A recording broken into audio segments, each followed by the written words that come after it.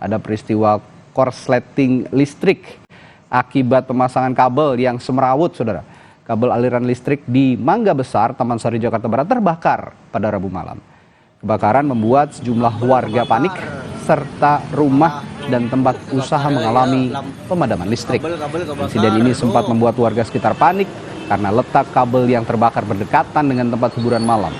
Meski kebakaran tak merambat ke bangunan dan rumah warga, namun imbas kejadian ini membuat sejumlah rumah dan tempat usaha milik warga mengalami pemadaman listrik.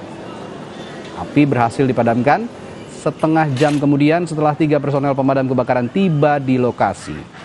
Sementara itu perbaikan jalur listrik dilakukan petugas PLN.